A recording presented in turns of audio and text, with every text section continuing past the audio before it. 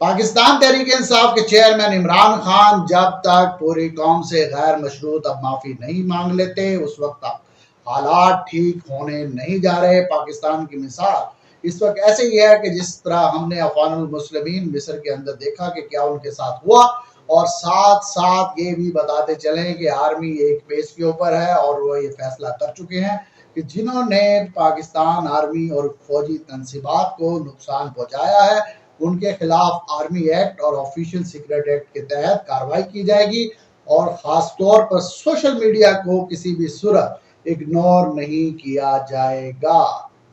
बिस्मिल्लाहिर्रहमानिर्रहीम, अस्सलाम वालेकुम। आप देख रहे हैं मूव पाकिस्तान और मैं हूं आपका होस्ट नदीम हैदर। इस वक्त हालात बहुत ज़्यादा ख़राब हो चुके हैं और बात इस नौबत पर आ चुकी है कि पाकिस्तान तहरीक इंसाफ के चेयरमैन इमरान खान अगर पूरी कौम से अपने इस रवैये पर माफ़ी मांग लेते हैं तो शायद कोई मसले का हल निकल आए, नहीं तो इस वक्त आर्मी के अंदर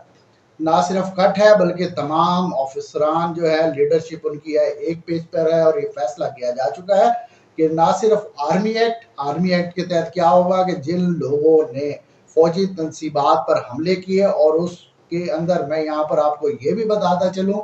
कि इस वक्त लाहौर के अंदर दो ऐसे मुकदमात हैं जिसके अंदर लाहौर की सीनियर क़यादत समेत इमरान खान साहब भी नामजद है, और आर्मी एक्ट का जहां पर नाम आता है फौजी अदालतों में जो केस चलता है उसकी किसी भी सिविल अदालत से ना सिर्फ आप वहां पर जा सकते हैं ना ही उनकी जमानत हो सकती है, बल्कि उसका फैसला सिर्फ और सिर्फ आर्मी की अदालतों में होगा। और इस वक्त ये भी देखने में आ रहा है कि पाकिस्तान तहरीक इंसाफ के टिकट होल्डर थे बहादुर रहमान, गालिबन उनका नाम था, उनकी जानिब से लाताल्लुकी का इजहार किया गया है। और अगर आप उनकी कुछ वीडियोस उठाकर देख लें तो पाकिस्तान तहरीक इंसाफ का वो जत्था जो कि कोर कमांडर हाउस के बाहर गया और पुरतशद्दुद वाक़यात में जो मुलव्विस रहा उसके अंदर सबसे आगे आगे यही साहब थे जो कि आज कह रहे हैं कि हमें हमारी लीडरशिप ने कहा। अब ये देखना होगा कि क्या वो वादा माफ गवाह बन चुके हैं या फिर उन्हें किसी प्रेशर के तहत इस बात पर मजबूर किया गया है। और उसके साथ हम ये भी देख रहे हैं कि मुल्क भर से इस्तीफे आना शुरू हो गए हैं, लिहाजा इस वक्त ये कहना गलत नहीं होगा कि पाकिस्तान तहरीक इंसाफ के चेयरमैन इमरान खान साहब जो कि जबान की बदहजमी का शिकार थे, इस वक्त जो है उनकी सूरत हाल है किसी हैजे की सूरत जो है इख्तियार कर चुकी है, जिसके बायस उन्होंने खुद अपने पाँव पर कुल्हाड़ी मारी है। पहले उनका सियासी जमातों के साथ टकराव और अदालतों से तो उन्हें रिलीफ ही मिलता रहा, और वो जो रिलीफ उन्हें मिला है वो भी उनके कोई फायदे में नहीं गया, बल्कि उसके बायस ना सिर्फ अदालत को मुतनाज़ बना दिया गया बल्कि इस वक्त जो चीफ जस्टिस उमर अता बंदियाल साहब हैं उनके ऊपर तरह तरह की उंगलियां भी हटाई जा हो रही हैं। और ये तक कहा जा रहा है कि सुप्रीम कोर्ट में बंदियाल कोई कोच सर्विस है जिसका बहुत ज़्यादा मयार जो है गैर मयारी कोच सर्विस है, वैसे ही हो चुका है कि जो एक तरफा फैसले कर रही थी। इसके साथ आर्मी इस वक्त ये ठान चुकी है कि वो कोई भी किसी किस्म की रियायत नहीं करेगी आर्मी एक्ट के तहत और उसके साथ ऑफिशियल सीक्रेट एक्ट के तहत, और ख़ास तौर पर जो सोशल मीडिया के ऊपर कैंपेन चलाई जा रही है। और ये जो तीसरा आंसर जो मैं सोशल मीडिया का कह रहा हूँ इसको नज़रअंदाज नहीं किया जा सकता। इस वक्त पाकिस्तान तहरीक इंसाफ का जितना भी जो भी इमेज है उसके पीछे सबसे बड़ा हाथ डिजिटल मीडिया का है, ना कि आप कोई खास एक कारनामा 3.5 साल की हुकूमत में दिखा सकते हैं जिसके बायस लोग इस हद तक इमरान खान साहब के पीछे चल पड़े कि उन्हें यह भी नजर नहीं आ रहा कि वो फौजी तनसीबात की तरफ जा रहे हैं या फिर किसी ऐसी बंद गली में जा रहे हैं जिसके बाद वापसी का कोई रास्ता नहीं है। लिहाजा इस वक्त जब आर्मी ठान चुकी है और ये इत्तला अगर हम तक पहुंच रही है तो पाकिस्तान तहरीक इंसाफ की जो मुख्तलिफ क़यादत है जो दो दर्जे पर है या फिर कारकुन हैं वो भी इस बात को बखूबी जानते हैं। उनके ग्रुप्स में भी लंबी लंबी इस वक्त जो है डिस्कशन चल रही हैं जिसके बाद मुख्तलिफ लोग पाकिस्तान तहरीक इंसाफ को छोड़ने पर मजबूर हो गए हैं। और उसके साथ इसके बाद आप ये देखेंगे कि जैसे ही उन लोगों को गिरफ्तार किया जा रहा है जो कि कोर कमांडर हाउस और फौजी तनसीबात के करीब गए, और ये भी बताया जा रहा है कि 6 से कोई 10,000 के करीब افراد ہیں جن کو اس وقت گرفتار کر لیا گیا ہے، جس کے باعث اگر پاکستان تحریک انصاف کے چیئرمین جو کہ گاہے بگاہے ابھی بھی مختلف بیانات دے رہے ہیں، ان کی طرف سے کوئی احتجاج کی کال دے دی جاتی ہے تو شاید وہ اب اتنی مؤثر نہ ہو سکے، کیونکہ یہ کارکن ہی ہوتے ہیں، یہ ایکٹیوسٹ ہی ہوتے ہیں جو ووٹرز کو لے کر باہر آتے ہیں۔ اب جب کہ وہ ہی نہیں رہے اور ان کی اعلیٰ قیادت ہی نہیں رہی تو پھر کیا ہمارے سامنے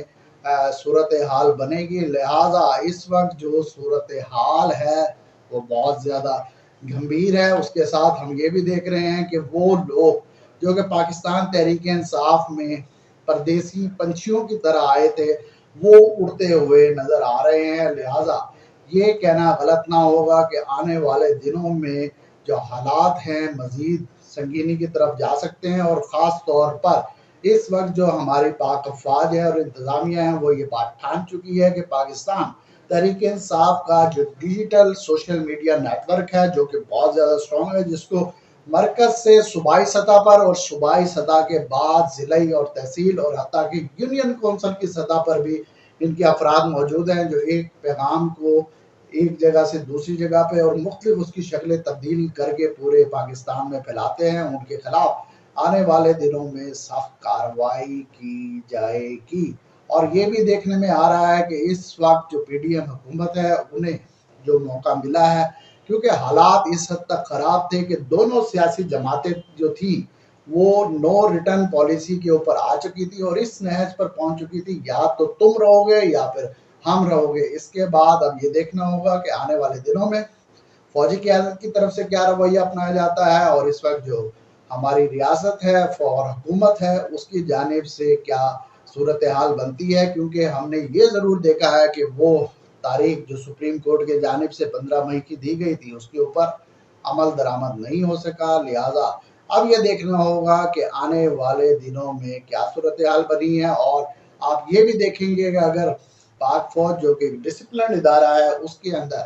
وہ افراد جو کسی بھی سیاسی جماعت سے کوئی وابستگی رکھتے تھے یا انہیں فیسیلیٹیٹ کرتے رہے اور اپنے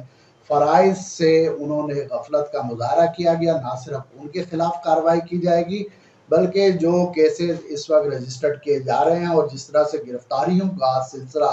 بڑھایا جا رہا ہے آنے والے دنوں میں اس کے اندر مزید تیزی آ سکتی ہے۔ لہٰذا یہ کہنا غلط نہیں ہوگا کہ اس وقت ہمارے ملک کے اندر جو غیر یقینی صورتحال ہے، جیسا کہ ہم نے مصر کے اندر دیکھا اور جیسا میں نے پہلے بھی آپ کو بتایا کہ اخوان المسلمین کے ساتھ بھی یہی سب کچھ ہوا تھا، کیا